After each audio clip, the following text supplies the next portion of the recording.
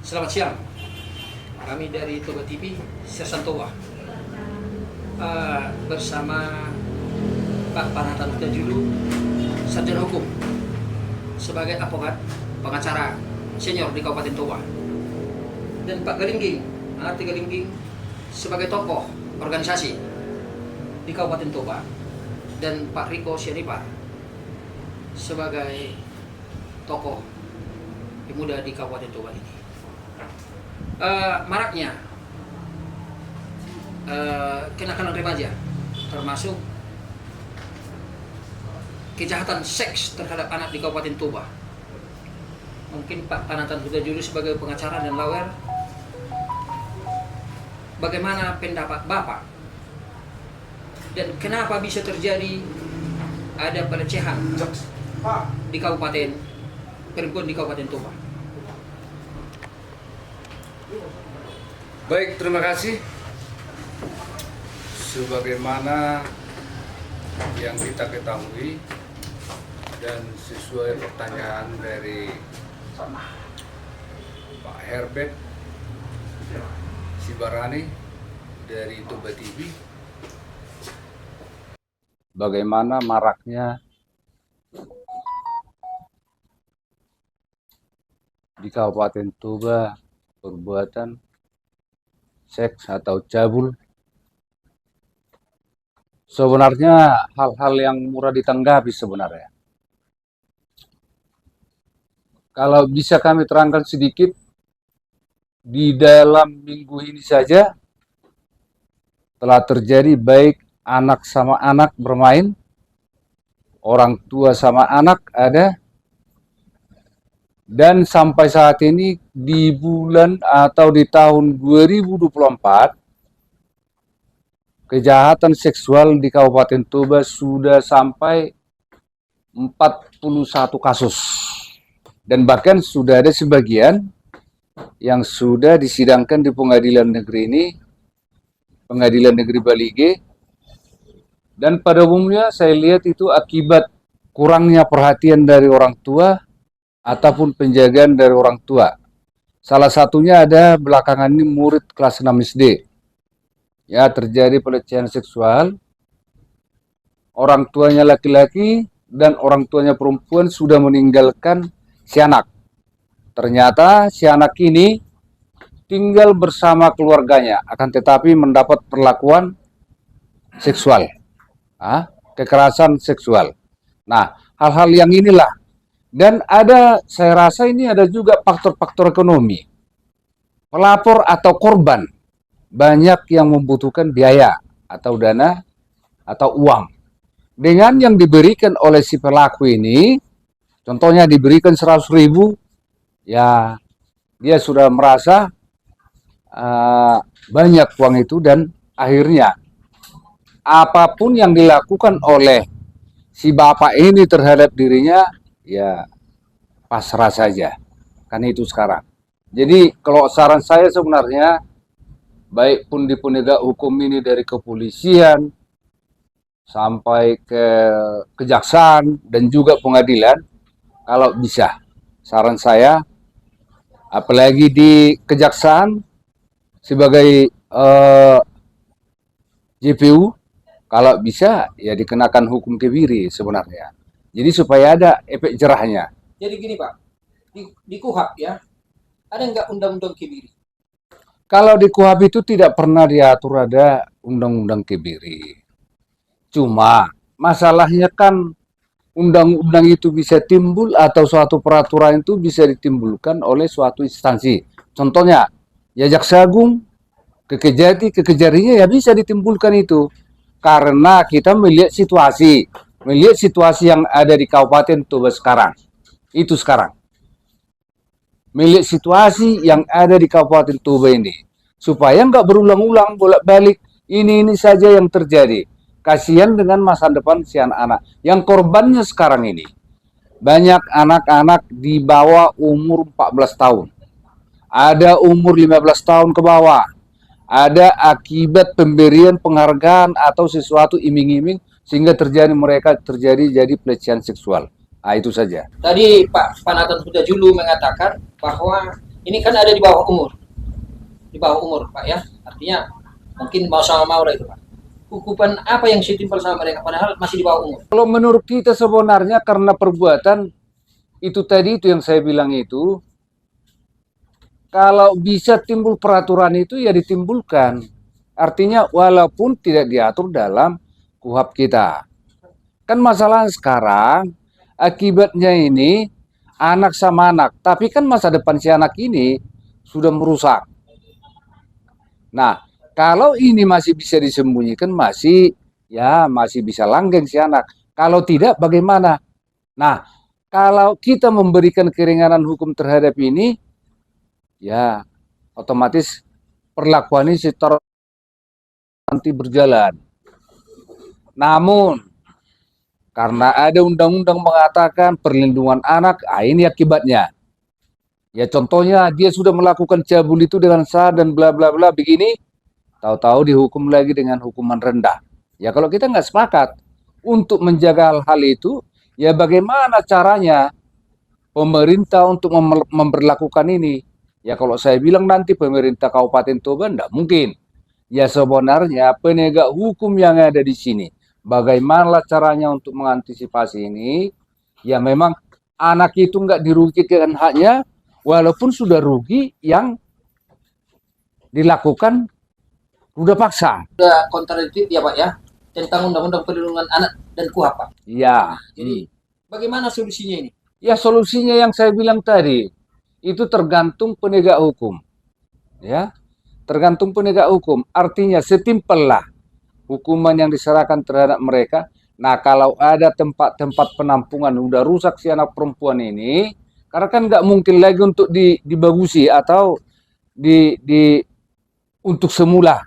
Nah, bagaimana caranya untuk menanggulangi ini? Dibuatlah tempat pembinaan yang dapat nanti merubah dirinya sebaik mungkin. Itu menurut saya. Jadi kami pun menyampaikan baik dari penegak hukum maupun pemerintah harus saling membantu lah bagaimana caranya mengatas dari pemerintah ini untuk mengadakan sosialisasi lah dulu pada umumnya bagi masyarakat, memberikan ya arahan-arahan supaya tidak terjadi hal-hal yang seperti itu untuk berikutnya, dan dimohon kepada penegak hukum ya maunya benar-benarlah ditegakkan hukum itu, apalagi dari bidang dari Kapolres kita kan, supaya tegaslah menindak orang-orang seperti ini supaya untuk ke depan tidak terjadi lagi hal-hal di daerah kita ini. Pada umumnya daerah kita daerah adat lah dikatakan sangat memalukan hal-hal yang terjadi seperti itu. Jadi kami mohon ya supaya kita pun dari masyarakat mendukunglah, kita cegahlah orang-orang yang seperti ini.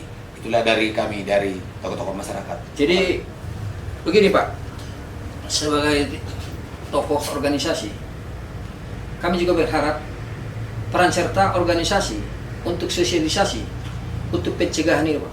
Bagaimana rencana organisasi yang dipegang Bapak untuk mensosialisasikan bahwa supaya jangan terjadi kekerasan terhadap anak? Masalah itu ya kita bisa nanti sosialisasikan, tapi bukan cuma hanya kita aja, mesti harus bergabunglah kita di situ. Contohnya dari kepala desanya, pemerintahannya bersama tokoh-tokoh yang ada di situ, di apa ini yang di desa kita ini kan, di kampung kita ini lah gitu. Harus kita sosialisasikan itu bersama. Seandainya ada terjadi seperti itu, kita harus memberikan hukuman yang tegas, hukuman yang berat, supaya jangan terjadi hal-hal seperti itu. Mari kita bersama-sama untuk mensosialisasikan itu untuk kedepannya. Kita ajalah bersama penegak hukum, bersama pemerintah kita. Jangan cuma sepihak-sepihak aja ya, biar apa semua, biar bisa terlaksana, biar tegas semua. Biar hal-hal seperti itu tidak akan terjadi untuk ke depan. Organisasi sebagai ketua organisasi, sebagai tokoh pemuda dan organisasi, mengajak masyarakat lah ya, Iya. untuk mensosialisasikan, bahkan jangan sampai terjadi lagi kekerasan seks terhadap anak. Pencegahan apa ataupun gerakan apa dari Dinas Pendidikan sosialisasinya kepada anak didik kita? Dari Dinas Pendidikan Pemuda dan Olahraga Kabupaten Toba sangat prihatin mendengar berita ini, terjadi pelecehan seksual kepada anak-anak di bawah umur. Ini menjadi anak-anak sekolah kan sudah bebas mau menggunakan handphone, apakah itu handphone orang tua ataupun handphone yang diberikan orang tuanya. Nah, ini akan menjadi PR kami, akan mensosialisasikan, semua guru-guru akan kita kerahkan, memberikan edukasi untuk mencegah terjadinya pelecehan-pelecehan seksual yang terjadi saat ini. Pak Kepala Dinas Pendidikan Pak Ricardo ya, sudah menginstruksikan kepada seluruh sekolah untuk sosialisasi kepada anak terhadap untuk mencegah kejahatan seks. Ya. Seandainya adalah korban anak di bawah umur seperti yang dibilang Pak Panatan Hutajulu tadi, apa tindakan yang diberikan atau konseling apa yang dari Dinas Pendidikan? Jadi memang tidak banyak sekolah kita yang memiliki guru BK ya, bimbingan konseling.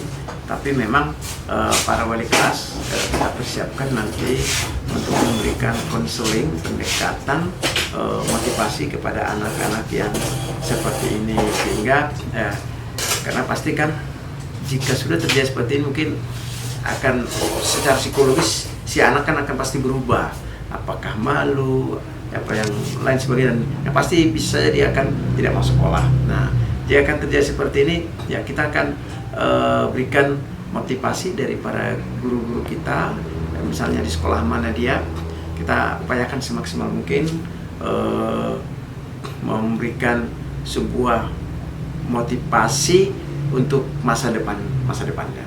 Ya, 20 kasus ya yang sudah bergulir di Kabupaten Toba.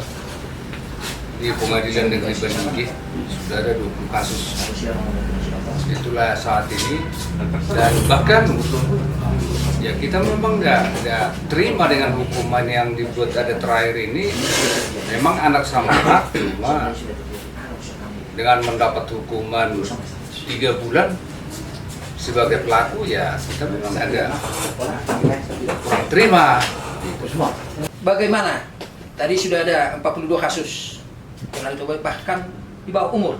Seandainya ada pengaduan kepada Dinas Kesehatan tentang yang diberikan oleh Pak Panatan Hutajulu tadi, itu dia akan kembali lagi bahwa dari Dinas Pendidikan akan memberikan konseling. Seandainya datang si korban kepada Dinas Kesehatan, apa saja yang diberikan, rencana yang diberikan kepada si korban? Cukup prihatin melihat kondisi banyaknya korban pelecehan seksual, terutama kepada anak di bawah umur. Nah, ini juga menunjukkan bahwa terjadi degradasi moral, dan juga bagaimana seorang anak ini yang seharusnya kita dampingi tumbuh kembangnya harus tercederai, dan pintu masuk untuk terjadinya pelecehan-pelecehan lainnya juga bisa saja dari korban, apalagi korban di usia dini. Jadi kami juga dari Dinas Kesehatan akan tetap melakukan pendampingan sesuai dengan tim yang ada saat ini di Kabupaten Toba, bahwa kita sudah sering diskusi bersama-sama. Yang utamanya adalah bagaimana melakukan tindakan pencegahan, ya, karena jangan sampai terjadi ya, dengan gerakan-gerakan pendekatan kepada keluarga, dan juga bagaimana pembinaan kepada usia-usia reproduksi, usia remaja, dan lain-lain. Itu kita upayakan dari program-program yang ada di Dinas Kesehatan. Nah, jika pun sudah terjadi, kita tetap melakukan pendampingan dari sisi pelayanan kesehatan, terutama daripada psikologis anak. Jadi tim kita di rumah sakit dan juga di puskesmas juga kita siapkan tempat untuk konseling, dan manakala misalnya terjadi infeksi akibat daripada ruda paksa pada saat terjadi pelecehan, kita juga akan mendampingi sampai anak ini sembuh, sehingga ke depan dia tidak menderita hal-hal lain akibat dari tindakan ruda paksa ini. Demikian. Jadi gini Pak, tadi Pak Ricardo Hutajulu sebagai Kepala Dinas Pendidikan Kabupaten Toba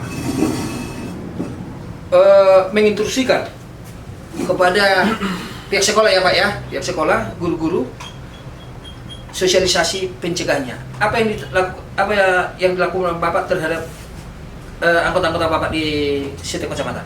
Jadi program-program upaya kesehatan berbasis masyarakat ini setiap saat ini masif, ya, masif untuk mensosialisasikan tindakan upaya-upaya pencegahan pelecehan seksual pada anak, dan juga melakukan pendampingan kepada kelompok-kelompok remaja dan juga kelompok-kelompok berisiko, terutama pada anak-anak SD. Kita lakukan pendampingan sampai ke sekolah. Kita sudah MOU dengan pihak sekolah. Tim kita bekerja sama bagaimana agar anak ini bisa tercegah daripada pelecehan seksual ini. Berarti artinya pihak Pemda ya, pihak Pemda tadi saya dengar sudah ada MOU kepada Dinas Pendidikan ya untuk melakukan pencegahan. Jadi artinya pemerintah sangat berperan aktif untuk pencegahan yang namanya kekerasan terhadap anak. Kembali ke Pak Utajulu. Ini Pak Utajulu, vonis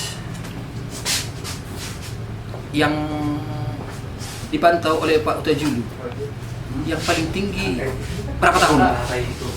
Ya kalau ponisnya memang sesuai perbuatan mereka memang selalu ada tinggi, putusan itu ada tinggi, ada yang mendapat hukuman sampai 12 tahun, ada yang 6 tahun, ada 7 tahun, kira-kira begitu sesuai dengan pemberatan yang dilakukan mereka terhadap kekerasan seksual ini.